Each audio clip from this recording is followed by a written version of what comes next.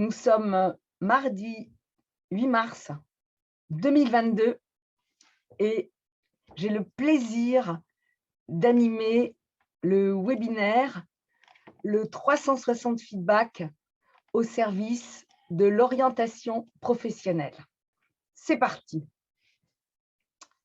Alors, je commence toujours par les retours que vous avez formulés dans le formulaire d'inscription au webinaire.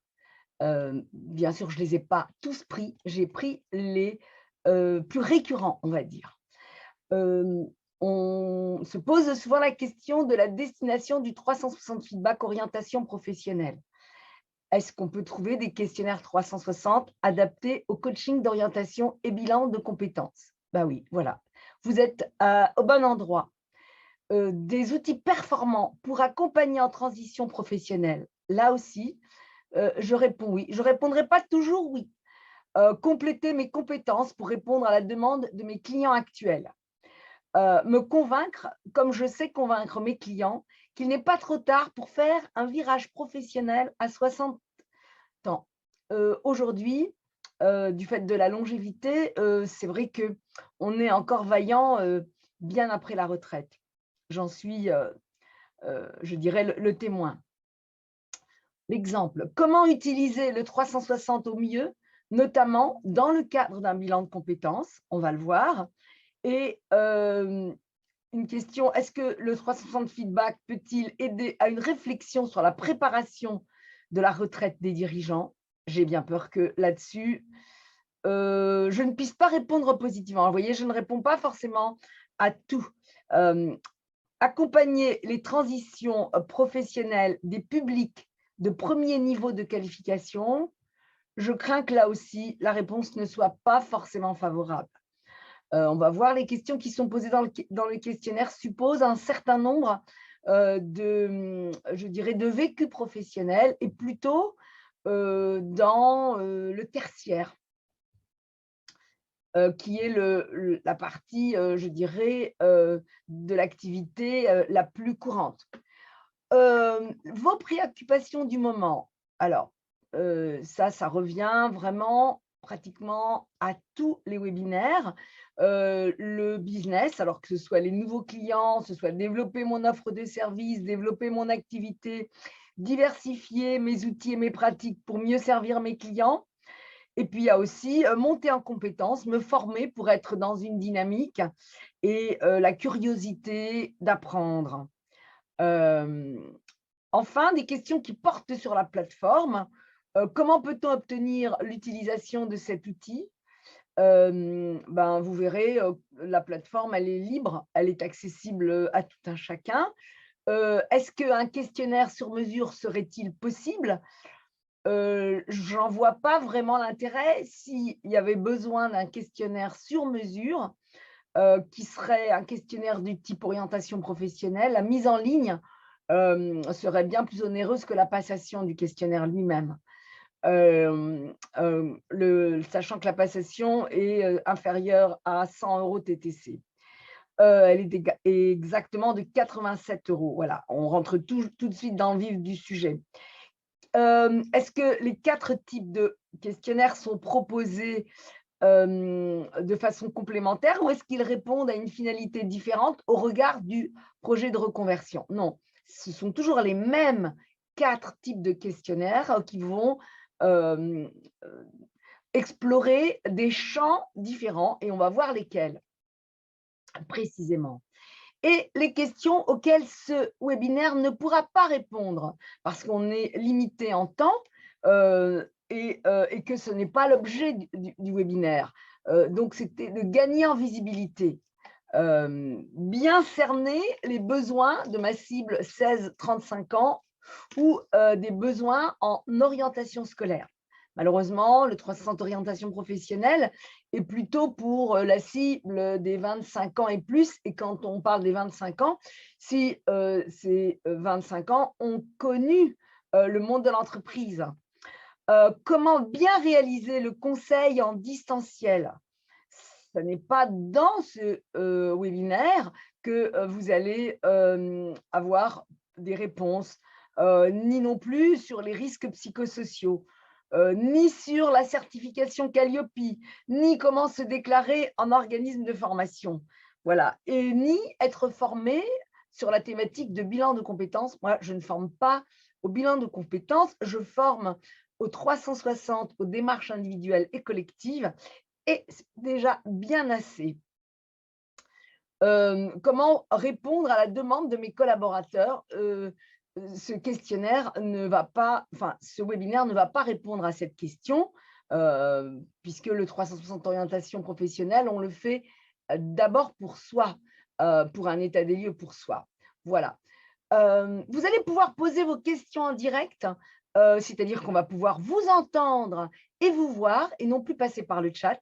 Je vous demanderai d'être extrêmement structuré, synthétique, parce que le temps est compté. Et donc, de faire attention aussi aux questions qui ont été posées pour ne pas reposer les mêmes questions. Voilà, un exercice d'écoute qu'en tant que coach, on va favorablement entraîner son écoute. Donc, vous pouvez lever la main en cliquant sur le menu qui s'affiche en bas de la vidéo. D'accord? Vous voyez cette petite icône. Et donc, moi, je serai ainsi informée que votre main est levée. Et ensuite, vous pourrez apparaître à l'écran puisque je vais vous donner la parole pour certains. Certains, je vais répondre en direct au niveau du chat. Et puis, pour certains, je pourrai vous comment dire, donner la parole et on vous entendra directement. Il y a une petite latence de 3 secondes, je crois, avant d'avoir l'image partagée avec les autres. Donc, si entre-temps, on a répondu à votre question, merci de baisser la main. Voilà. Alors, au sommaire ce soir, puisqu'on m'a posé une de ces questions, je ne l'ai pas reprise dans les attentes. Qu'est-ce qui différencie le 360 feedback individuel classique du 360 orientation professionnelle? On va le voir. Et donc, comment finalement a germé cette idée de 360 feedback individuel orientation professionnelle? Avec les 4 questionnaires, avec le profil placé, qui n'est qu'une façon différente d'utiliser les typologies de John Holland, le RIASEC pour ceux qui connaissent, le questionnaire environnement, le questionnaire contexte et enfin le questionnaire intelligence émotionnelle. Et pour aller plus loin, on verra aussi comment vous pouvez utiliser la plateforme si ça vous intéresse pour vous, pour l'essayer et aussi pour vos clients, sachant qu'au départ, on va le voir, elle n'était pas faite pour ça. Elle était faite pour les particuliers. Voilà. Qui je suis pour vous parler finalement du 360 orientation professionnelle. Voilà, je suis coach, j'ai été certifiée PCC ICF de 2005 à 2020. Aujourd'hui, je suis adhérente à l'EMCC. J'ai au départ des études scientifiques avec un parcours de management de plus de 23 ans en entreprise, dans des entreprises de secteurs d'activité et de tailles différentes. J'ai aussi été responsable pédagogique d'un diplôme de coaching à l'université en 2005 à Paris 8. J'ai moi-même suivi des études en psychologie clinique à Paris 5. Je suis psychologue clinicienne, mais je n'interviens qu'en entreprise parce que je suis passionnée par le développement du potentiel humain. Quoi d'autre? Je vérifiais le son. Enfin, j'ai fondé le cabinet Alec Coaching en 2003. Je le précise pour ceux qui ne le savent pas encore, à la retraite sur le plan administratif depuis le 1er juillet 2016. Et le gros de mon activité, je dirais 80% de mon temps, je le consacre à transmettre mon expertise, sachant que ce n'est pas du tout ça qui me rapporte financièrement et que je travaille par ailleurs sur des grosses missions de transformation qui me permettent, de disposer d'un lieu où je peux faire monter certaines personnes que je sens prête, et aussi pour renflouer toute l'activité autour de la visibilité sur le 360. Je pratique au sein du cabinet les 3 types de coaching que sont l'individuel, l'équipe et l'organisation, et je préfère le dire tout de suite. Je ne suis pas une professionnelle de l'orientation professionnelle, même si tout au début, avant d'installer mon cabinet, j'ai commencé par faire du life coaching pendant 2 ans environ, et j'ai eu à accompagner des personnes, des clients, dans leur recherche d'emploi.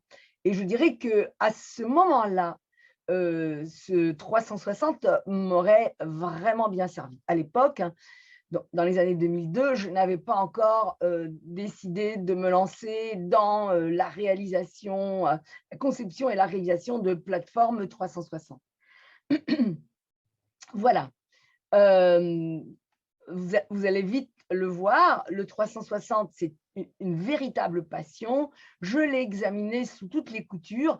J'en ai élaboré des déclinaisons collectives qui sont extrêmement puissantes et qui permettent d'apporter de la valeur à vos, comment dire, à vos clients. Et quelle valeur? Alors, je vais d'abord commencer par le processus systémique du 360 individuel qu'on peut utiliser pour n'importe quelle strate de manager, que ce soit un dirigeant, un cadre dirigeant, un manager intermédiaire, un manager de proximité, un chef de projet, un directeur de projet, un collaborateur, un commercial. Bref, il suffit d'avoir pour cela le questionnaire qui va bien. Et le questionnaire 360 feedback individuel, sur quoi porte-t-il? Eh bien, c'est facile. Il porte sur des compétences de savoir-être qui sont extrêmement difficiles à mesurer sans faire appel à des personnes tierces. Et le 360 feedback, justement, va faire appel à des personnes tierces. Quand on sait bien le manipuler, quand on sait bien le déployer, quand on en maîtrise le cadre, eh bien, on peut déclencher le changement en une séance. Attention, je le redis, déclencher le changement en une séance, ça ne veut pas dire qu'on va observer que le changement est déjà constaté, totalement réalisé. Non, ça veut dire que le client va comprendre qu'il doit changer, va identifier ce sur quoi il a intérêt à changer et surtout va avoir envie de changer. Et ça, c'est extraordinaire parce que c'est bien déployer le processus qui vous l'apporte. Ça, c'est pour le 360 feedback individuel classique, hein. Comme je vous le disais, j'en ai fait des déclinaisons collectives pour les équipes de type CODIR, de type COMEX, mais aussi pour transformer les cultures managériales des entreprises. Voilà. Quel est le principe du 360 feedback? Eh bien, n'oubliez pas que l'on veut mesurer les compétences de savoir-être, que sont la communication, le management, le leadership, l'attitude face au changement, la créativité. Il y a énormément de compétences de savoir-être, celles dont on va avoir besoin dans le profil. Et c'est vrai que sur la plateforme qui permet de déployer des 360 feedbacks, comment dire, en quelques clics, en toute autonomie, la plateforme qui est dédiée aux professionnels des ressources humaines, que sont les coachs, les consultants RH, mais aussi certains RRH qui, en position de coach interne, déploient aussi les 360 parce qu'aujourd'hui, le 360 se déploie à vitesse grand V. Eh bien, le principe est simple. On va comparer l'image que quelqu'un a de lui, qu'on appelle le bénéficiaire du 360, avec l'image que tout son entourage va percevoir de lui. Et de cette confrontation d'images, de ces deux images, l'image que j'ai de moi et l'image que perçoit mon entourage, je vais en déduire des points de force et des axes de progrès que je connaissais et qui sont confirmés par l'entourage, mais aussi des points de force et des axes de progrès que j'ignorais et qui sont révélés par l'entourage. Ça, je suis toujours dans le 360 feedback classique. Voilà. On va donc pouvoir confronter les deux images. Ici, on a, en plus du graphe pointillé rouge, qui est le repère de satisfaction au-delà duquel, excusez-moi, les scores sont satisfaisants, voire très satisfaisants. On a l'auto-évaluation. Ici, c'est l'auto-évaluation d'un certain dénommé Fabien Courdimanche, qui est bien sûr un illustre inconnu, et puisque le rapport a été anonymisé. Et on a aussi ici comment le perçoivent ces groupes. Donc lui, il se trouve au-delà, il se mesure, en tout cas pour ses compétences de savoir-être, au-delà du repère de satisfaction, alors que ces réponses consolidées donc de tout l'entourage, le graphe en bleu, se retrouve en deçà du repère de satisfaction. Donc ça, c'est l'image consolidée. On va avoir également les graphes curseurs que l'on va trouver ici avec les différents groupes qu'il a pris, puisque Fabien Courdimanche a ici son hiérarchique, le CODIR, un groupe transverse, les N-1, les N-2 et les N-3. Il a voulu faire appel à ces différentes typologies de collaborateurs, et bien pour voir aussi comment il pouvait intervenir, lui, sur les N-1 pour que les N-2, N-3 soient plus satisfaits, on va dire. Donc, voilà le principe du 360 feedback orientation, pardon, du 360 feedback classique.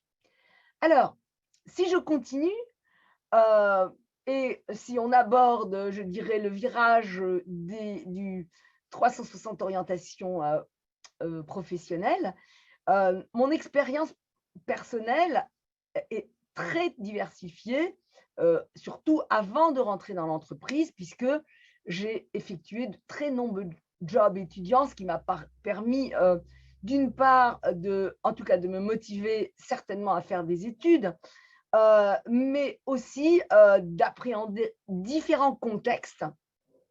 Et je dirais que le gros de mon expérience professionnelle a été dans l'informatique, hein, où j'ai passé plus de 23 ans, de cadre opérationnel à cadre dirigeant dans la fonction système d'information et organisation. À l'époque, et je salue la journée de la femme, nous n'étions pas très nombreuses à ces postes-là, qui étaient occupés souvent par des hommes. Et donc, je dirais de directrice des systèmes d'information et de l'organisation, eh bien, en 2000, je suis passée à entrepreneuse quand j'ai décidé de mettre en conformité mes aspirations profondes avec mes activités professionnelles.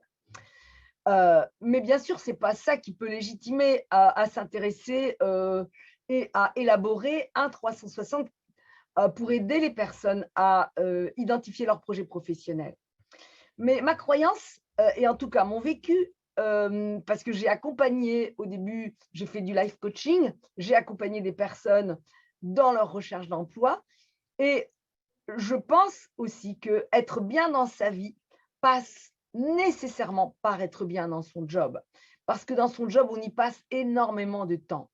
Et donc, l'idée, c'était pas forcément de reprendre les compétences que l'on avait déjà pour redéfinir un job, parce que ça, je dirais que ça intéresse peu de monde. C'est d'avoir le courage, mais vraiment jusqu'au bout, de s'autoriser à faire fi du passé, à faire un bilan complet qui permettrait de définir ses préférences naturelles et non de repartir sur les compétences acquises. Et ça, c'est très important pour savoir l'axe qui m'a animée pour élaborer ce 360 feedback orientation professionnelle. Et donc, je me suis dit, le 360 feedback individuel, c'est un formidable processus pour développer les personnes, comment je pourrais utiliser justement le feedback de l'entourage des personnes pour les aider à identifier un nouveau projet professionnel sans forcément ressasser ce qui a déjà été fait et qu'on essaye inlassablement de refourguer et qui ne fait pas forcément le bonheur ou l'épanouissement de la personne. Et donc, en tirant le fil de ce que j'appelle la voie vocationnelle. Pourquoi suis-je fait? Et toujours, parce que ça va être un 360 feedback, en sollicitant les personnes de l'entourage, donc les personnes qui connaissent bien le bénéficiaire. Et donc, il fallait aussi que quand on est en recherche d'emploi, qu'il y ait une situation où on se sent fragilisé parce que on n'est pas bien dans son job puisqu'on veut le quitter et on veut même en changer. Et donc, l'idée, c'était que cette confrontation soit aidante et non déstabilisante. Et donc, l'idée a pris forme. On ne va pas solliciter l'entourage pour dire tout ce qu'il a dans la tête en termes de projection du job que pourrait faire le bénéficiaire, parce que le bénéficiaire, il serait soumis à une profusion d'idées de job dans lequel il se perdrait et il resterait dans la perplexité. Non, l'idée, c'est pas non plus de faire référence aux différentes compétences qu'il aimerait, qu'il a déjà, qu'il aimerait mettre en œuvre, parce que d'abord le répertoire est immense et on n'est même pas sûr de pouvoir réussir à converger. Non, l'idée, c'est de l'amener à y voir clair dans ses préférences, et de aussi lui donner à voir, un peu de son savoir-être qui est, l'intelligence émotionnelle. Et donc, c'est là que l'idée a pris forme. Donc, l'idée, c'était de lui proposer des tests qui soient vraiment rapides, mais aussi puissants, euh, donc en utilisant l'entourage pour sortir de l'autodéclaratif, parce que quand on est en bilan de compétences et que on croit se connaître, eh bien, en fait, on ne se connaît pas forcément si bien que ça. Il y a des tas d'exemples qui le montrent. Et puis, quelquefois, eh ben, pour se donner des autorisations que soi-même, on n'a pas. Parce que le regard des autres peut être aussi une formidable opportunité de permission. Euh, voilà comment l'idée a pris forme. Donc, on est parti des tests de RIASEC. Et donc, je me suis rapprochée de deux consultants seniors qui avaient un background extrêmement important en matière d'accompagnement sur des thématiques d'orientation professionnelle. Et on a réfléchi comment on pouvait travailler. Et donc, on est parti donc du RIASEC, parce que le RIASEC permettait déjà très rapidement d'y voir assez clair sur certains types de préférences au niveau des tâches, et donc de marquer finalement les profils. Et donc, voilà, avec, pour ceux qui connaissent le RIASEC, réaliste, investigateur, artistique, social, entreprenant, conventionnel. Et puis, on a également, comment dire, fait une correspondance, parce que l'idée, c'était de ne pas être gêné pour des histoires comment dire, de modèles, etc. Donc, on a repris vraiment le modèle de Hollande qu'on a renommé. Et donc, le réaliste, dont le besoin est d'être impliqué physiquement dans ce qu'il fait, va, dans le modèle placé, donner lieu à ce qu'on appelle la réalisation. L'investigateur, celui qui a posé des questions, qui est un petit peu chercheur, qui a soif de connaissances, va euh, euh, correspondre au domaine de la pensée. Euh, le- L'artistique celui qui aime exprimer ses émotions ou penser au travers des formes d'art va donner naissance au domaine création, ainsi de suite. Le social, donc, qui est attiré par les activités favorisant le contact avec les autres, particulièrement dans le but de les aider, va donner le domaine du lien, de la liaison. Entreprenant, celui qui aime avoir des responsabilités, surmonter des défis dans l'espoir de se hisser au sommet, va donner quelque chose qui a à voir avec l'action, le domaine de l'action. Et enfin, le conventionnel, celui qui désire respecter des normes, des consignes et des règles, va correspondre au domaine de l'exécution. Donc voilà comment, réellement, en reprenant le modèle du RIASEC, on va travailler sur ce fameux modèle placé. Et donc, là, je suis en train de vous montrer un exemple de la, comment dire, et je vais m'arrêter après cet exemple-là pour vous laisser poser des questions. Je ne pourrais pas en prendre énormément, mais je vais bien sûr comment dire, y répondre. Donc, préparez-en et je vous demande vraiment d'être concis et bien clair. Eh bien, pour chacun de ces domaines, dans le rapport 360 orientation professionnelle, eh bien, on va, entre guillemets, avoir 5 typologies. Non, j'ai dit 5, mais non, il y en a 2, 4, 7 typologies, avec une phrase d'introduction qui définit le domaine, avec des activités préférées qui vont probablement aussi orienter vers le choix de l'activité, avec des capacités cognitives ou d'autres capacités. Donc, celui qui est dans le domaine de la pensée, rappelez-vous, c'est l'investigateur qui a une capacité à analyser, à réfléchir, à faire des hypothèses, à déduire. Quels sont ses besoins psychologiques? Lui, il veut comprendre en investiguant, en analysant. Il cherche à expliquer. Il se nourrit des explications qu'il est capable d'élaborer. Avec des dispositions personnelles au nombre de 10, donc curieux, doté de sens critique, intellectuel, logique, objectif, persévérant, réfléchi, réservé, rigoureux, synthétique. Et puis 5 verbes d'activité qui vont caractériser le profil. Donc, investigateur, hein, c'est pour le domaine de la pensée, c'est rechercher, c'est comprendre, c'est analyser, c'est étudier, c'est comparer. Et puis, des illustrations de métiers, avec le métier de référence qui est bien évidemment le chercheur. Et quand on va associer le domaine placé qui serait en dominante pour le métier chercheur à la liaison, eh bien, ça va être plutôt sociologue, enquêteur, ingénieur conseil. Quand on va l'associer à l'action, ça va être un directeur de laboratoire de recherche, un pharmacien, un analyste financier. Quand on va l'associer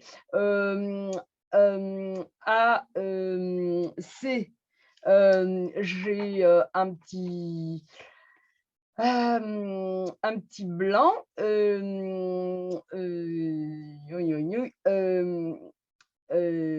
Oui, la création, c'est le domaine artistique avec l'architecte, l'urbaniste, le restaurateur d'objets anciens.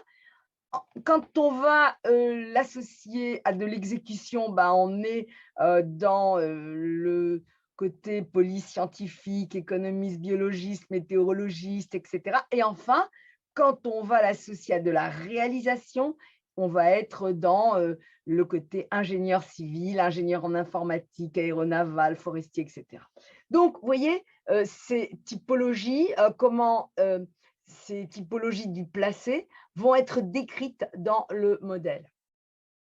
Alors, avant de continuer, je vais m'arrêter 2 secondes et je vais tenter de répondre à certaines questions. J'espère que, alors,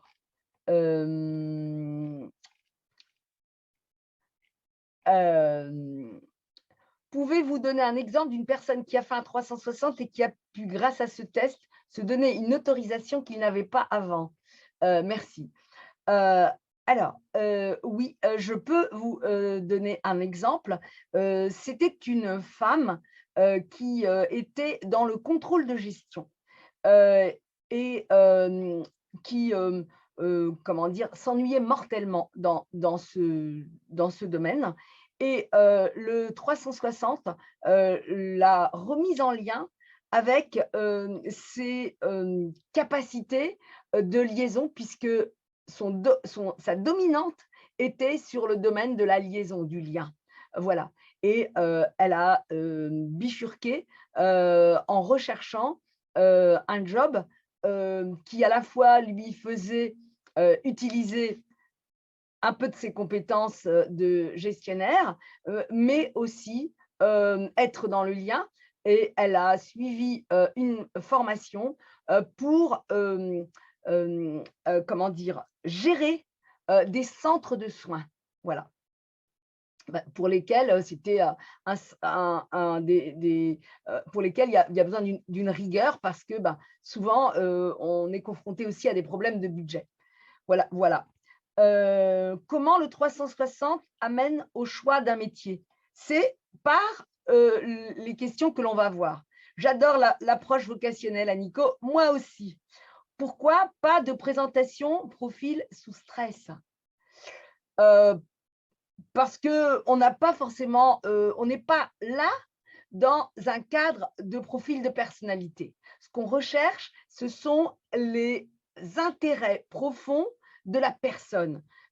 Comment elle va s'épanouir sur le plan de ses activités. Après, la notion de comment elle va réagir sous stress, ça c'est un autre volet, mais plus de la personnalité opérante, on va dire. Combien faut-il de répondants pour avoir un panel représentatif? Ça, c'est une question qui est posée très souvent.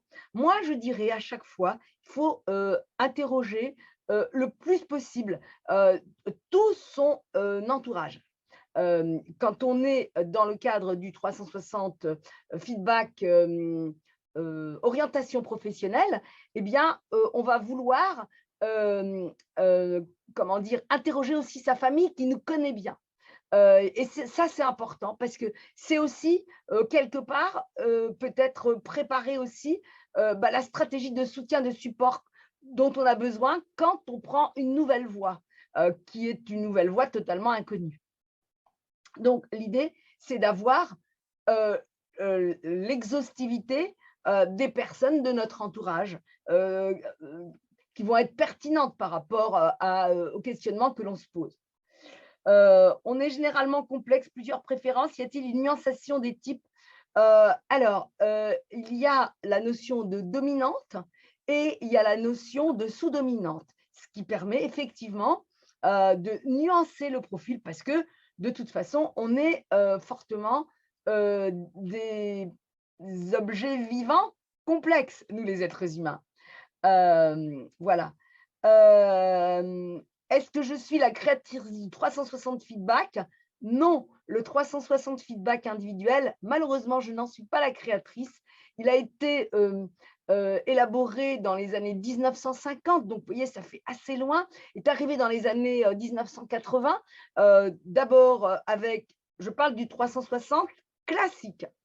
Mais le 360 orientation professionnelle, oui, je suis à l'origine de sa création et je peux vous dire que j'en ai beaucoup de fierté, même si je ne l'utilise pas beaucoup personnellement, puisque je ne suis pas dans ce registre d'accompagner les personnes dans leur trajectoire professionnelle. Euh, alors, donc, j'espère que j'ai répondu à Christophe. Dernière question que je lis. L'outil peut-il être aussi bien dans le cadre d'un bilan de compétences que d'un bilan de positionnement? Alors, je ne suis pas sûre. Qu'est-ce que ça veut dire bilan de positionnement? Voilà, vous allez voir vous-même avec les différents questionnaires, ben, à quelle fin vous allez l'utiliser, puis on pourra partager enfin comment vous pourriez l'utiliser. Est-ce que l'outil est disponible en plusieurs langues? Eh bien, j'avoue qu'aujourd'hui, non. Il pourrait facilement être traduit en anglais, mais je ne l'ai pas fait. Voilà. Parce qu'au début, pour que vous compreniez un petit peu comment est arrivé ce 360 orientation professionnelle, euh, dans les années 2000, 2002, 2000, non, non, dans les années 2005, 2004, 2005, oui, 2005, j'ai décidé de me lancer, moi, dans la réalisation d'une plateforme 360 feedback traditionnelle. Mais déjà, j'avais l'idée des déclinaisons collectives. Et donc, vous voyez, c'était en 2000, 2005, 2006. Et puis, en 2011, je me suis intéressée à me dire, mais si on proposait aux personnes de faire elles-mêmes leur 360, si l'entreprise ne leur propose pas un 360. Et donc, ça a été d'ailleurs, je vous le dis humblement, une grosse erreur parce qu'il n'y a pas aujourd'hui de marché. C'est vrai aussi que je ne fais absolument aucune animation. Donc, j'ai créé, enfin, à chaque fois quand je dis j'ai réalisé, ce n'est pas moi, j'ai fait appel à des informaticiens, des équipes informaticiennes que j'ai payées pour élaborer. Après, la plateforme qui est la plateforme professionnelle dédiée aux professionnels pour lancer les 360 feedbacks de leurs clients en quelques clics en toute autonomie, la plateforme a accès grand public qui s'appelle 360 feedback. Voilà. Mais cette plateforme, c'est là qu'a été hébergé le 360 orientation professionnelle, mais je vais aussi vous montrer comment vous pourriez l'utiliser, vous, en tant que coach accompagnant, si cela vous intéresse, bien sûr. Eh ben, je crois que j'ai répondu à toutes les questions et si vous voulez, euh, avez-vous déjà eu le cas de personnes n'ayant que de très mauvais retours de leur entourage pro, voire perso? Comment gérer ce genre de cas? Alors ça, on en a rarement, mais on en a sur les aspects 360 classiques, et Fabien Courdimanche en est la preuve, hein, puisque vous avez vu comment étaient ces, comment dire, son graphe. Donc, on en a, oui, ça arrive. Comment on gère ce cas? Bah, il y a à prendre dans une posture d'accompagnant comment on est à côté de la personne pour l'aider à ne pas se décomposer, à ne pas être ni son sauveur ou son consolateur, ni son persécuteur. Et ça, c'est toute une démarche que l'on apprend. Oui. Euh, voilà. Alors, je repars en écran partagé. Et quelles sont maintenant les questions qui vont être posées par le biais de ce questionnaire 360 orientations professionnelles? Vous l'avez compris, ça n'est pas vraiment un 360 classique, et on va le voir plus précisément pourquoi, même s'il comprend sur les 4 questionnaires qui est vraiment, lui, du 360 feedback individuel classique. Voilà comment, avec quel type de situation, on va déterminer le questionnaire, enfin le profil placé. Il y a 5 situations qui vont permettre de définir quelles sont les préférences de tâches, donc quelles sont les préférences en termes d'activité. Exemple, je préfère les activités qui nécessitent ou intègrent, et on a ici 6 réponses avec des règles à suivre, des procédures, des modes d'emploi, des plannings. Là, on est dans le domaine de l'exécution, des décisions, des stratégies, des actions, des points d'avancement. Vous voyez que là, on est dans le domaine de l'action, des outils, des machines, des animaux, des végétaux. Là, on est dans le domaine de la réalisation, des intuitions, des impressions, des émotions, des expressions, on est dans le domaine artistique, des lectures, des interviews, des enquêtes, des expérimentations, là on est dans le domaine de la pensée, enfin, des contacts, des échanges, des discussions, des informations, vous avez vu que l'on est ici dans le domaine de la liaison. Eh bien, c'est simple, les personnes qui vont répondre à ce questionnaire, et vous allez pouvoir vous-même, si ça vous intéresse, le faire, gracieusement 360 orientations en déplaçant par drag and drop les tâches que vous aimez, le plus, que vous aimez, ça sera plus, les tâches que vous n'aimez pas, moins, et les tâches que vous détestez vraiment. Et puis, il y en a 2 qui sont pas choisies. Et comme ça, pour 5 des situations. Et avec les résultats de ces 5 situations, on va définir le profil avec à la fois la dominante, hein, et puis la sous-dominante. La dominante qui va donner la typologie de l'orientation et la sous-dominante qui va donner une connotation de cette activité. Voilà. Rappelez-vous, l'idée, c'était d'utiliser un très court test et pas passer des heures et des heures sur des tests. Voilà. On va avoir donc un second questionnaire sur le contexte de travail. On va voir quelles sont exactement les questions. On va ensuite avoir un questionnaire sur l'environnement de travail. Là aussi, on va voir quelles sont les questions. Et enfin, on va terminer par le questionnaire sur l'intelligence émotionnelle. Et là aussi, on va voir quelles sont les questions.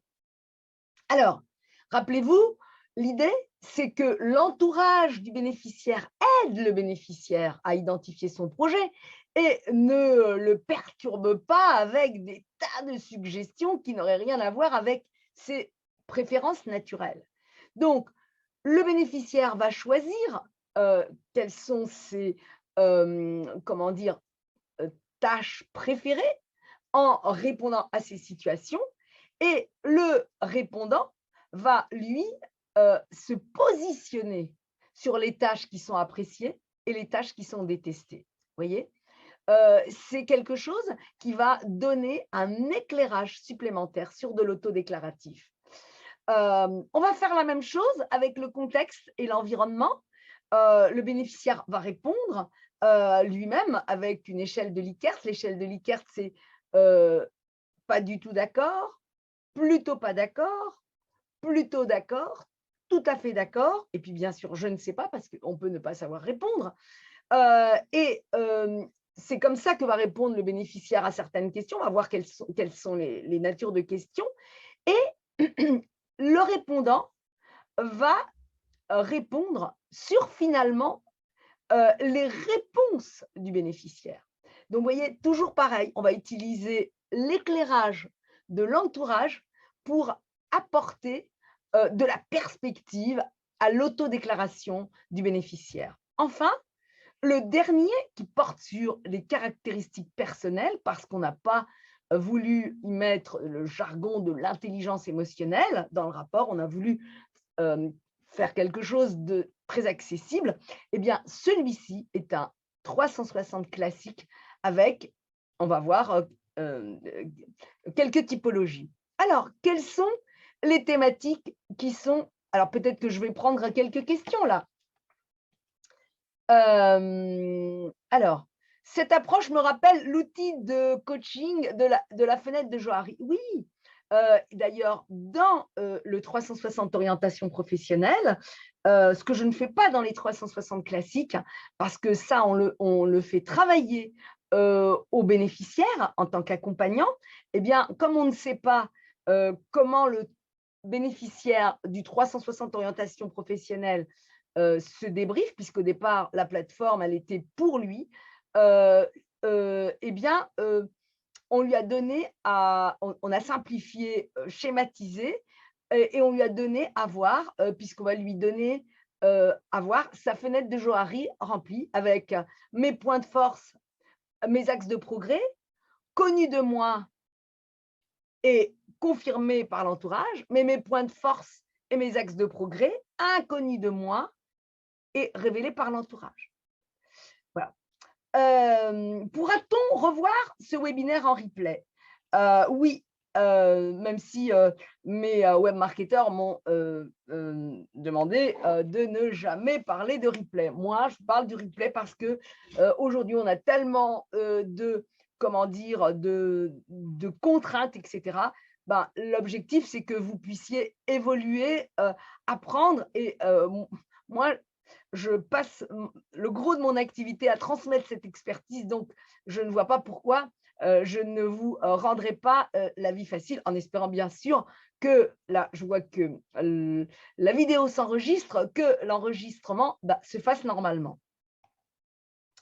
J'avoue ne pas avoir compris, peut-on l'utiliser pour un bilan de compétences? Moi, je dis tout à fait, tout à fait. D'ailleurs, ceux qui suivent la formation du 360 feedback individuel classique ont un module sur le 360 orientation professionnelle. Non seulement ils apprennent aussi à le proposer en tant que bilan de compétences, s'ils sont Calliope, ils peuvent le proposer comme, entre guillemets, formation éligible au CPF. Et on apprend aussi tout ça. Le feedback de l'entourage, comment procède-t-on? C'est très simple. Dans un 360 feedback classique, on va envoyer un questionnaire, et c'est le même questionnaire, au bénéficiaire et à tout son entourage. Et chacun le renseigne. Dans le 360 orientation professionnelle, le bénéficiaire va d'abord renseigner le questionnaire en ligne, et ensuite, on va envoyer un questionnaire qui porte sur les réponses du bénéficiaire et sur lesquelles vont se positionner l'entourage. Pas d'autres questions? Ah, en quoi les autres savent de Edurne? En quoi les autres savent ce que j'aime ou pas? Eh ben, vous serez souvent étonné de voir aussi comment les gens nous perçoivent et nous connaissent aussi. Parce qu'on va donner à voir souvent de soi des choses auxquelles on n'a pas forcément accès nous-mêmes, parce qu'on ne se voit pas. Euh, J'aime beaucoup cette maxime de, comment il s'appelle? Zut, ce psychiatre qui a beaucoup travaillé sur la résilience, Boris Cyrulnik, qui dit que le paradoxe de la condition humaine, c'est que l'on ne peut devenir soi-même que sous l'influence des autres. Et je trouve que c'est une magnifique métaphore du 360.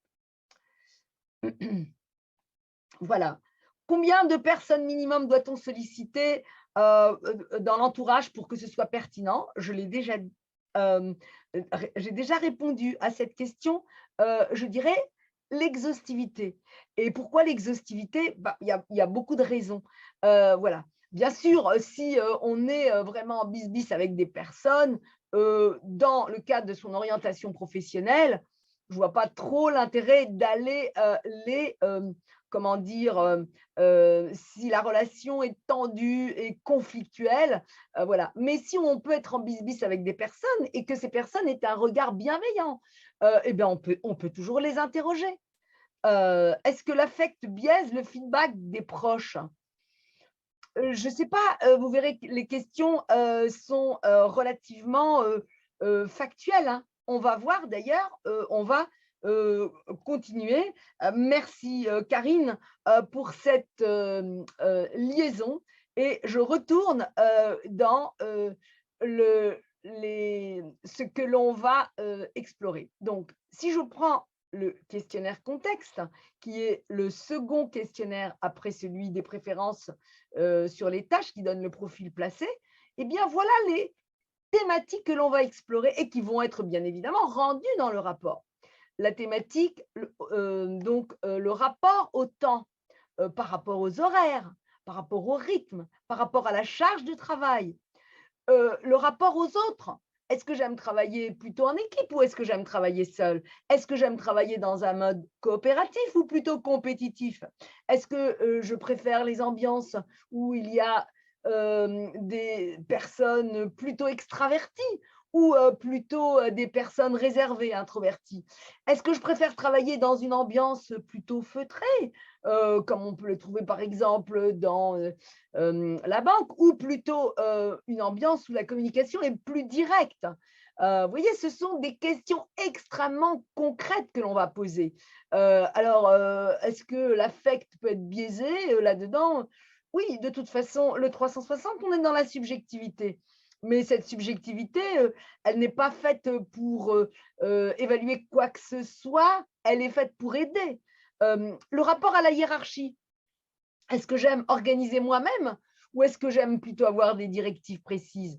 Est-ce que j'aime rendre compte des résultats de l'avant ou est-ce que, je préfère, rendre compte de l'avancement? Est-ce que je suis plutôt autonome ou est-ce que j'ai besoin, d'être contrôlée? Est-ce que j'ai besoin de feedback, même critique, ou est-ce que j'ai besoin d'être soutenue? Vous voyez, toutes ces questions qui sont extrêmement précises et qui vont aussi aider, le bénéficiaire à prendre conscience aussi de dans quel contexte il aime travailler. Parce qu'il y a lui, ce qu'il pense et puis il y a aussi le regard des autres qui va l'éclairer. Alors, on ne va pas forcément, prendre totalement comme, parole d'évangile, mais ça donne à réfléchir, ça donne à discuter, ça donne à avancer, à maturer sur son projet professionnel et c'était bien l'objectif du 360 orientation professionnelle. Comment les autres peuvent m'aider à identifier mon projet professionnel? Et enfin, toujours dans ce questionnaire contexte, il y a, le dernier, thème qui est le rapport à la tâche et au travail. Est-ce que j'aime les process qui sont libres ou est-ce qu'il me faut un process, à suivre, pas à pas? Est-ce que j'aime, être confrontée à des tâches totalement nouvelles pour lesquelles je vais devoir inventer, moi-même la façon de faire? Ou est-ce que je préfère des tâches plutôt répétitives. Est-ce que la responsabilité, j'ai besoin d'avoir une responsabilité globale sur la tâche ou je préfère avoir une responsabilité uniquement sur la tâche? Enfin, est-ce que, je suis plutôt, une personne qui aime travailler avec les personnes ou est-ce que je préfère travailler dans mon coin sur les dossiers? Bon, bien sûr, je caricature tout ça. Mais voyez, heu, comment se présentent les questions. Donc, on est là, dans le contexte de travail. La première étape sur les préférences des tâches a été réalisée. Il y a une coche noire là-dessus. On est dans le contexte de travail, donc on est à l'étape 2 du questionnaire et voilà comment se présente pour le bénéficiaire, le questionnaire contexte. Donc j'ai besoin de feedback, même critique et donc là, vous voyez, on est sur l'échelle de Likert, tout à fait d'accord, plutôt d'accord et ou d'encouragement et de soutien. Tout à fait d'accord, plutôt d'accord. Mais vous voyez bien que c'est antinomique. Donc à un moment donné, si la personne répond, tout à fait d'accord sur des feedbacks même critiques, bah, ça veut dire qu'elle n'a pas forcément besoin d'encouragement et de soutien. Vous voyez, c'est extrêmement bienveillant parce qu'on ne veut pas non plus, rappelez-vous, que, la confrontation des images soit déstabilisante pour, le client que l'on va accompagner dans l'identification de son projet professionnel. Qu'en est-il du questionnaire environnement? Alors, lui va porter sur le rapport à la nature du lieu. Est-ce que je préfère travailler dans un bureau séparé ou en open space? Est-ce que je préfère partager mon bureau ou est-ce que je préfère être dans un bureau où je suis seule? Bon, aujourd'hui, je ne sais pas si cette question notamment, elle a beaucoup d'intérêt parce qu'on n'a pas forcément le choix aujourd'hui et souvent on travaille en open space. Est-ce que le bureau est affecté personnellement ou est-ce que c'est un bureau qui peut être d'utilisation multiple? Voilà. Quel est mon rapport à la taille de l'entreprise? Est-ce que je préfère travailler dans des grandes entreprises, c'est-à-dire dont l'effectif est supérieur à 500? Est-ce que c'est plutôt des petites ou moyennes entreprises de 100 à 500?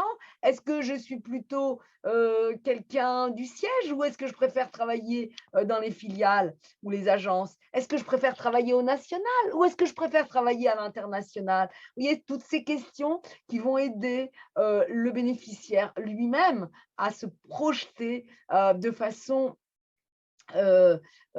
en sortant de son job actuel, de ses compétences, etc., on n'est plus dans l'anthropologie de tout ce que l'on a pu faire et les compétences et d'aller les extirper de tout son passé. Là, on est dans cette notion de préférence et euh, dans cette notion de vocation. Et quelles sont les perspectives de l'organisation? Est-ce que c'est plutôt, je me sens à l'aise dans un emploi stable ou un emploi qui peut me permettre de la mobilité, qu'elle soit fonctionnelle ou géographique? Est-ce que j'ai besoin d'un salaire fixe ou est-ce que j'aime bien être challengée avec du variable? Est-ce que les règles d'évolution vont se faire au mérite ou est-ce que ça va se faire au résultat ou plutôt à l'ancienneté, au grade? Donc, vous voyez, toutes ces questions-là vont être posées. Alors là, on est ici, vous l'avez compris, dans l'environnement de travail, avec ici, eh ben, par exemple, je préfère travailler à l'international pour être au contact de cultures variées, euh, ou alors sur le territoire national. Donc là, par exemple, la réponse a été plutôt d'accord sur le territoire national. Je préfère des règles d'évolution salariale au mérite et au résultat plutôt qu'à l'ancienneté, au grade, par exemple. Je préfère, je me sens plus à l'aise pour travailler dans un lieu ou un bureau qui ne m'est pas affecté personnellement. Ben non, je préfère que le bureau me soit affecté personnellement. Vous voyez? Voilà comment on est ici à l'étape 3 sur 4, puisqu'on est au troisième questionnaire comment dire, de l'orientation professionnelle. Quelques questions. Alors, j'en étais restée où? Euh,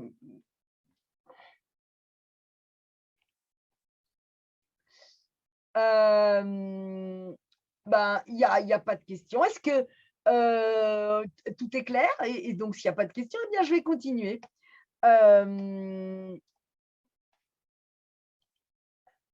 Personne n'a levé la main. Pour l'instant, je regarde. Non, il n'y a personne qui a levé la main, je crois, hein.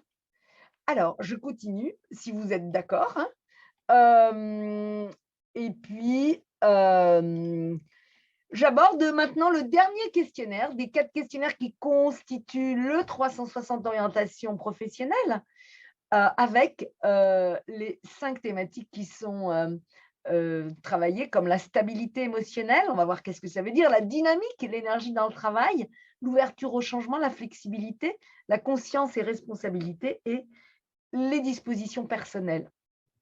Donc, dans ce qui est stabilité émotionnelle, il y a le rapport à soi, le rapport aux autres, la maîtrise de soi, la résistance au stress, l'égalité d'humeur.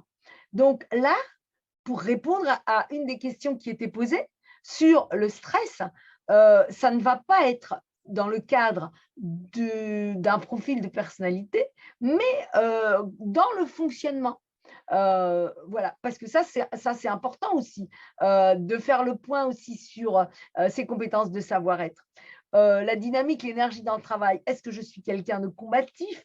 Est-ce que je recherche des défis? Est-ce que je m'adapte plutôt au rythme? Est-ce que j'ai une capacité d'influence? Est-ce que je suis endurant? Parce qu'on ne travaillera pas dans les mêmes milieux si on a d'autres caractéristiques. Euh, Quelle est mon ouverture au changement, à la flexibilité? Est-ce que je suis plutôt dans l'adaptation, dans l'assertivité, dans la modestie, dans l'altruisme, dans la flexibilité? Ensuite, la notion de conscience et responsabilité. Est-ce que je suis responsable? Je me sens responsable de ce que je fais? Est-ce que j'ai le sentiment des compétences dont je dispose? Est-ce que je suis capable de me remettre en question? Est-ce que je suis capable de prendre des décisions ou de prendre du recul? Donc, vous voyez, c'est des questions extrêmement larges qui peuvent s'appliquer à tout un chacun. Et enfin, l'intégrité, avec tout ce qui est disposition personnelle, le niveau d'exigence, l'orientation résultat, la gestion des conflits, etc. Et là, on va aborder ce 360, ces caractéristiques personnelles, hein, parce que je n'ai pas voulu mettre du jargon qui peut faire un peu peur.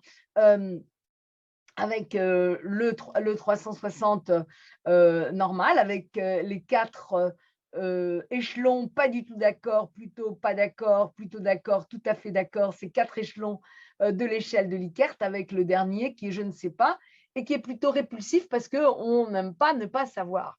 Voilà. Donc, dans mes relations avec les autres, je prends en compte leur fonctionnement, leurs besoins, leurs émotions. J'ai une idée précise et juste de mes points de force et de mes axes d'amélioration. En général, je suis d'humeur égale en toutes circonstances. J'ai un haut niveau d'exigence pour moi-même. Donc, bien sûr, les questions du 360 intelligence émotionnelle de cette partie du questionnaire sont dans un ordre complètement différent. Je crois qu'il n'est pas le cas avec les autres, puisque pour qu'il y ait quelque chose qui soit, comment dire, peut-être plus fluide. Voilà. Euh, alors, comment se passe la saisie sur la plateforme à accès grand public? Donc, c'est cette plateforme-là. Je vous donnerai dans le chat les différents liens. Eh bien, il y a en fait 2 occurrences de saisie. Il y en a une pour le bénéficiaire. Mettons que le bénéficiaire, ce soit Jean Dupont. Eh bien, lui, quand il va renseigner le questionnaire, on va lui proposer des questions avec le pronom personnel à la première personne du singulier, je. Et puis, exemple, habituellement, je vais jusqu'au bout de ce que j'entreprends. Et quand on va proposer le questionnaire aux répondants, eh bien, on va nommer le bénéficiaire, puisque comment dire, la personne ne se sera comment dire, déclarée sur la plateforme. Voilà. Alors, les différences entre le 360 individuel classique et le 360 orientation professionnelle, notamment dans le rapport. Dans le 360 individuel classique, on va utiliser des questions inversées. Des questions inversées qui vont permettre de traiter des biais. Je ne vais pas rentrer là-dedans, c'est un peu trop long, pour traiter les biais que forcément, quand on renseigne un questionnaire, on, comment dire, on génère hein, si on ne les traite pas. Et puis, donc, il n'y a pas de questions inversées. Donc, forcément, les réponses pour un particulier peuvent être légèrement plus évaluées qu'avec des questions inversées. Mais on a aussi la matrice de Johari pour être sûr qu'il y ait une synthèse. Et si dans les autres questionnaires de la plateforme grand public, parce que dans la plateforme grand public, il y a d'autres questionnaires que le 360 orientation, il y a 7 top max, 5 top min. Sur la plateforme dédiée aux professionnels, on a les 10 meilleurs scores, les 10 plus bas scores, les 10 top 10, 10 top min, eh bien là, pour l'orientation professionnelle, on n'en a que 5. Oui, pour la bonne et simple raison qu'on a aussi finalement très peu de questions. On en a, je crois, 25. Voilà. Ce que je me propose de faire, c'est de répondre à, comment dire, des questions. En attendant, je vais aller chercher le rapport. D'ailleurs, je vais directement l'afficher. Le rapport que je vais vous transmettre, qui est un rapport spécimen qui a été entièrement anonymisé. C'est le rapport de Igor Vermut. Donc, bien sûr, tout est finalement entièrement fictif, peut-être pas les dates. Bon, il avait, lui, il a sollicité 4 groupes de répondants qui ne sont pas forcément extrêmement fournis, mais quand même. Et puis, c'est une personne de 45 ans qui est depuis 10 ans dans son dernier poste, qui a travaillé pendant 23 ans, qui est dans un statut de profession libérale, d'accord, et qui se pose des questions sur son activité donc de coach. Voilà. Eh bien, quand on regarde, bon alors je passe si vous voulez toutes les éléments du rapport qui permettent de de comprendre le rapport avec, ici, on va le voir, son graphe, le graphe de Igor Vermut, où finalement, ces groupes l'ont positionné bien, non, de façon bien large, au-delà du repère de satisfaction qui est ici en rouge continu. Et lui, il se voit la plupart du temps en deçà. Donc, vous voyez, souvent, le 360 orientation professionnelle va permettre aussi de s'approprier des compétences qu'on n'avait pas. Là, on est bien sûr sur le 4e questionnaire, le questionnaire qui porte sur l'intelligence émotionnelle, qu'on a appelé caractéristiques personnelles. Et puis, on a aussi des éléments qui sont bien expliqués aussi et qui sont, comment dire, qui comprennent les différents groupes que Igor Vermut a sollicités. Voilà. Comment va se présenter le 360? Eh bien, il va donc passer, on lui donne la typologie des 5 domaines. Vous vous souvenez, avec les 7 entrées hein, à chaque fois pour chacun. On va lui donner son profil. Eh bien, voilà. Et ça permet aussi de comprendre et de nuancer. Voilà, certainement pas quelqu'un qui est dans la réalisation. Voilà. En tout cas, il est beaucoup dans la liaison. Bon, bah, pour un coach, voilà. Et aussi, sa dominante, sa sous-dominante, si la dominante est le domaine de la liaison, la sous-dominante est le domaine de la pensée. Et on va lui donner un certain nombre comment dire, de verbatim qui lui permet de réfléchir. Les personnes qui ont ce profil sont en général attirées par les professions qui leur permettent de répondre aux besoins d'aide physique ou psychologique des gens, comme celles liées à la médecine, la psychologie ou l'éducation, et qui comportent également un certain défi intellectuel convenant à leur côté chercheur. Plusieurs traits de personnalité complémentaires les rendent particulièrement aptes à aider efficacement les autres. D'une part, elles ont de la facilité à entretenir des relations significatives. Elles sont perspicaces, bienveillantes et dévouées. D'autre part, elles cherchent à comprendre le pourquoi du comment des problèmes ou besoins des gens et s'efforcent d'appuyer leur intervention sur une analyse objective des faits. Donc, chaque type de profil va donner lieu à un commentaire qui est entièrement personnalisé. Et puis, du coup, les activités que je préfère, qui sont sorties à l'issue de ce fameux questionnaire placé, voilà, d'abord guider, accompagner, venir en aide aux personnes, les soigner, éduquer, former, informer. Ensuite, résoudre des problèmes abstraits. Rappelez-vous, la sous-dominante, c'était la pensée, comprendre les phénomènes. Enfin, il y avait le côté artistique, innover, proposer, etc. Et eh bien, donc, comment se sont positionnés par rapport à ces éléments-là, ces différents répondants par groupe? Eh bien, on le voit là, hein, ils sont pratiquement d'accord avec lui là-dessus. Vous voyez? Bon, on a les activités qui. Et puis, il y a bien évidemment aussi une partie de verbatim. Voilà, je trouve qu'innover arrive avant de résoudre les problèmes. Voilà. Bon,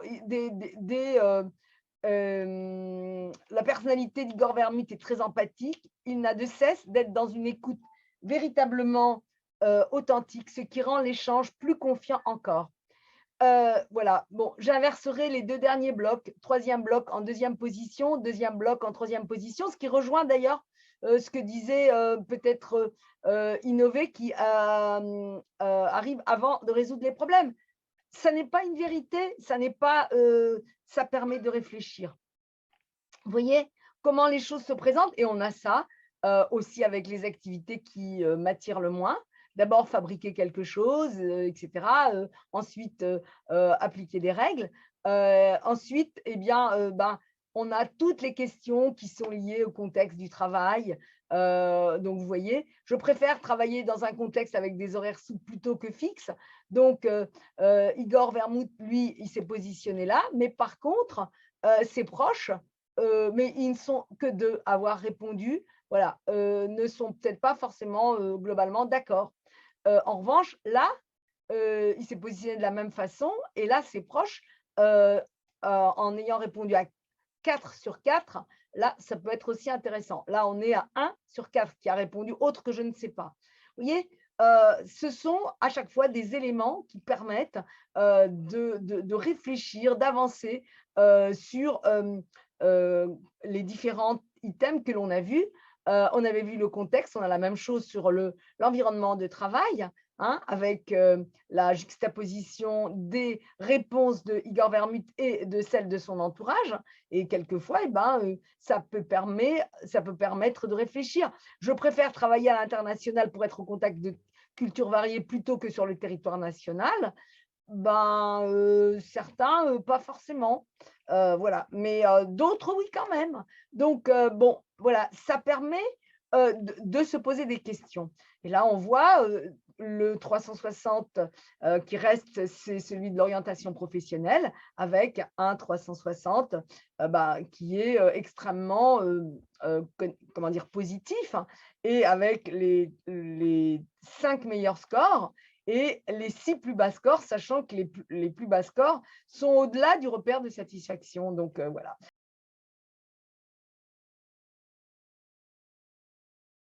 On a la dispersion des réponses. Dans ce cadre-là, c'est pas forcément très intéressant, peut-être pour certaines questions. Je mets tout en œuvre pour atteindre, voire dépasser les objectifs, mais vous voyez, on est toujours du bon côté. Donc, c'est quand on a une grande dispersion que ça peut être intéressant d'aller comprendre comment on obtient les scores. Et enfin, on va ensuite avoir des questions ouvertes de fin du 360 et intelligence émotionnelle. Quels sont les points importants que vous aimeriez souligner concernant l'orientation professionnelle de Igor Vermouth? On a ouvert terriblement pour lui donner à réfléchir. On sollicite cet entourage pour lui venir en aide. Vous voyez, ce sont des choses extrêmement importantes. Voilà. La matrice de Johari, avec ici, on n'a que des forces, mais quelquefois, on a bien évidemment des axes de progrès, la connue de moi, hein, et les forces et les faiblesses inconnues de moi et révélées par l'entourage. Le fait de ne pas se décourager devant les obstacles ou les difficultés et de savoir reconnaître les talents. Voilà qui clôture d'une certaine façon cette présentation du rapport. Et je vais reprendre quelques questions rapidement. Je vous donne la parole, Karine. Bonsoir. Oui, bonsoir, Karine. Oui, donc Tu peux mettre, s'il te plaît, oui. si c'est possible. Bien sûr, pas de souci. Bonsoir. Je vais revenir à la partie émotionnelle pour savoir, en fait, quand on est face à une personne qui est en burn-out ou qui sort d'une situation de burn-out, parce qu'en fait, c'est un cas de figure très fréquemment rencontré dans les bilans de compétences. Est-ce qu'il y a des précautions à prendre dans la lecture, du coup, de tout ce qui va être en lien avec l'intelligence émotionnelle qui peut être fortement mise à mal? Bon, après, quelquefois, les éléments qui vont être récupérés par rapport à ce bilan de compétences, par rapport à ce 360 questionnaire classique, hein, celui-là, souvent il est, comment dire, si on sait que les personnes sont en burn-out, il peut être bienveillant. Je pense que le risque, c'est qu'il soit trop bienveillant, voire complaisant, et que peut-être on a besoin de ça à ce moment-là pour remonter en selle. Et on ne va pas s'en plaindre. L'objectif, c'est quoi? C'est d'aider les gens à s'épanouir et se développer. Si à un moment donné, on a un coup de pouce qui correspond peut-être pas forcément à la réalité, voilà. Donc ça rejoint un peu la question qui était posée. Est-ce que les affects peuvent, entre guillemets, Biaisé. ouais, biaiser. Mmh. Quand la personne est sympathique et a connu une grande difficulté personnelle, les personnes vont se montrer plus que bienveillantes. Elles peuvent Beaucoup se de précautions oratoires. Bon, là, ce ne sera pas oratoire, ça sera à l'écrit, mais ça sera quand même de la précaution sur les axes d'amélioration, sur… Ouais, mais je pense que, vous seriez étonnés, de voir comment, finalement, l'entourage va venir au secours de la personne pour l'aider, pour la redynamiser, pour la renarcissiser. Mmh. Voilà. Sans être dans la posture du sauveur trop bienveillant. Sans être dans la posture puisque là, bah, vous accompagnez, quelqu'un qui va remonter en selle. Mmh. Et l'objectif, c'est pas de le confronter pour qu'il se développe. Ouais. L'objectif, c'est de Booster l'aider la à confiance. prendre confiance pour repartir. D'accord. Merci. Merci, Karine. Y a-t-il d'autres questions? Alors, s'il n'y a pas d'autres questions, je vais embrayer, je vais partager l'écran. Est-ce que vous voyez mon écran? Oui.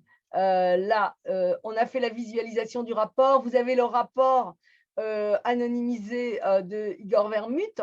Si vous voulez l'essayer, bah, c'est simple. Il faut aller sur la plateforme à accès grand public et choisir le catalogue. Je vais vous donner le lien. Directement pour que vous accédiez à ce questionnaire, pour pouvoir l'utiliser. Mais il va vous falloir 2 adresses. Une adresse en tant que bénéficiaire et une adresse en tant que répondant. Voilà. Et vous allez obtenir d'ailleurs votre rapport gratuit simplifié avec le profil placé d'ailleurs complet. Voyez. Donc, vous pouvez même utiliser pour vos clients sans rien payer, s'ils ils veulent faire leur 360, pour avoir ce fameux profil placé gracieusement. Mais sinon, vous aurez dans ce rapport gratuit simplifié, pour chaque rubrique, le premier graphe de chacune des rubriques. Voilà. Et puis, si vous voulez l'utiliser avec un client, eh bien là, il faut choisir le catalogue des questionnaires payants et l'acheter, le questionnaire. Une fois que vous avez édité et mis de côté la facture, vous allez paramétrer l'identité du bénéficiaire, puisque les répondants vont être, comment dire, appelés à répondre, non pas pour vous, qui êtes le client en réel de la plateforme, mais pour votre client à vous.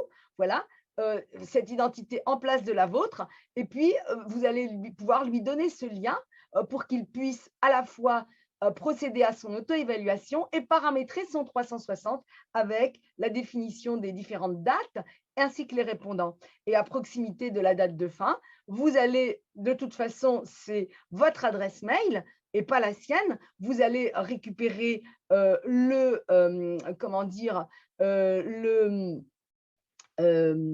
le rapport, échanger le mot de passe pour que plus personne n'accède à votre profil et que vous soyez seul détenteur du 360, du rapport 360. Voilà. Alors, comment vous pourriez utiliser comment dire, ce 360?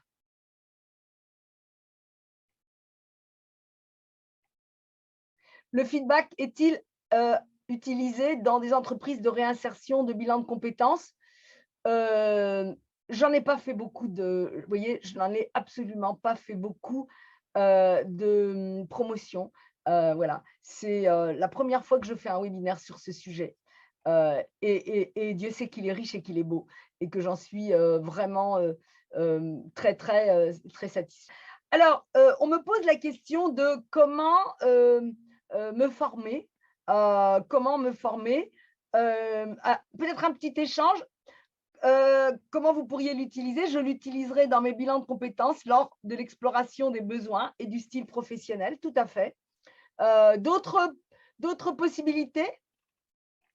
Non?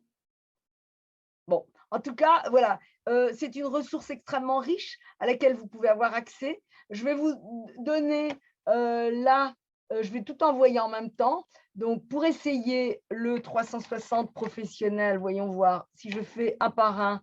Bah oui, ça marche. Je vais essayer d'un coup.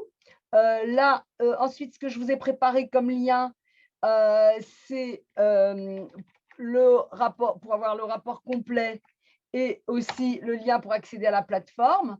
Et puis, maintenant, je vais terminer en vous parlant de la formation pour ceux qui ont envie d'aller plus loin et de se former.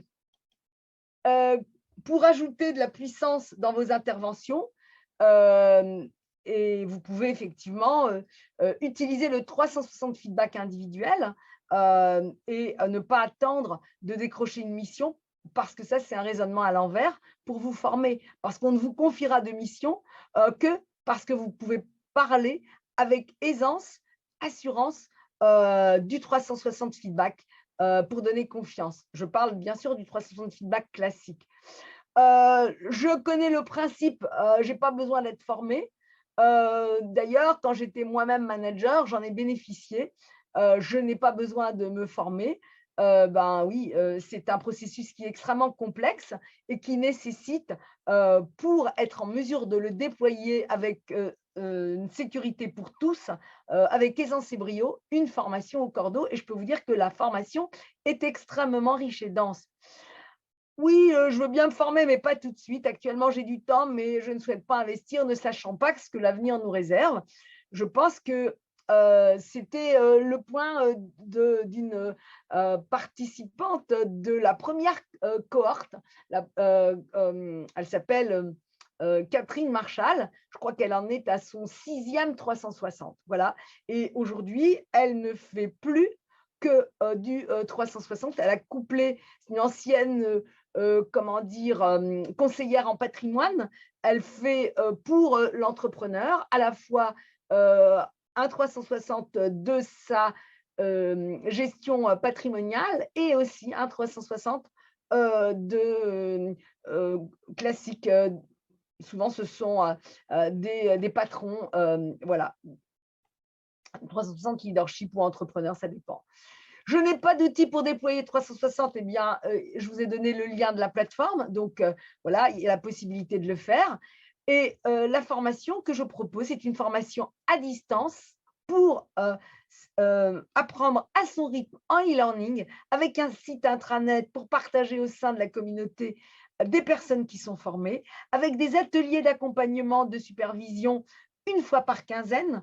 Le deuxième de la cohorte 6 qui a été lancé a lieu demain, et des ateliers libres mensuels, toutes cohortes confondues, une fois par mois, avec une focale, puisque c'est quelque chose qui est récurrent pour développer son activité avec le 360. Donc, tous les mois impairs, on parle de comment utiliser le 360 pour développer son activité, et puis de très, très nombreux bonus.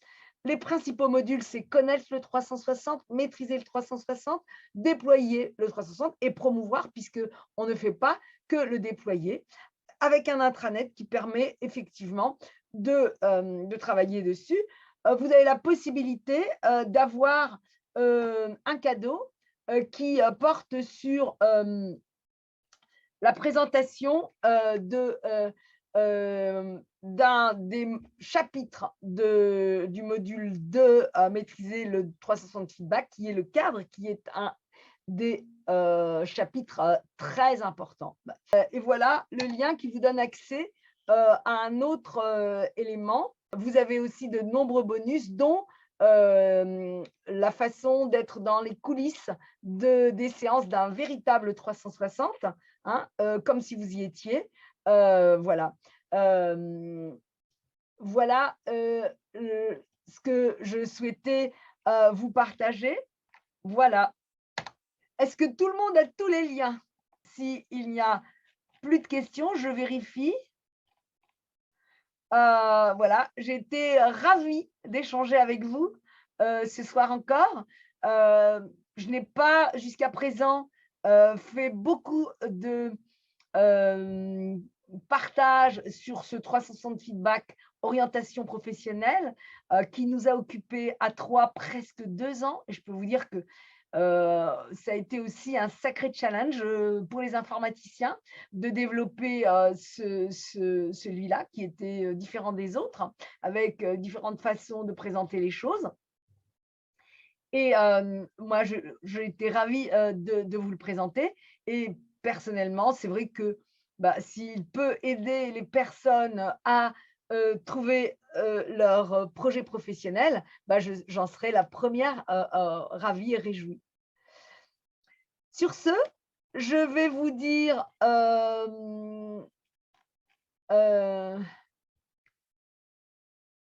merci Myriana, merci pour le contenu et pour l'aisance et la passion avec lesquelles vous nous avez partagé votre savoir. Merci beaucoup, merci Elisabeth, je suis très intéressée par ce 360.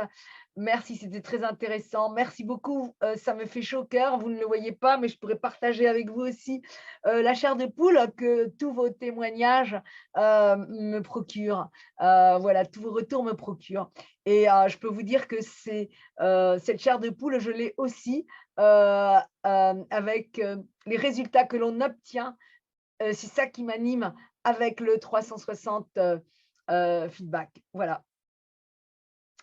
Le replay va être envoyé, je crois, demain automatiquement. Donc, surveillez bien vos mails. Voilà. Je vous souhaite une excellente soirée puisqu'il n'y a plus d'autres questions.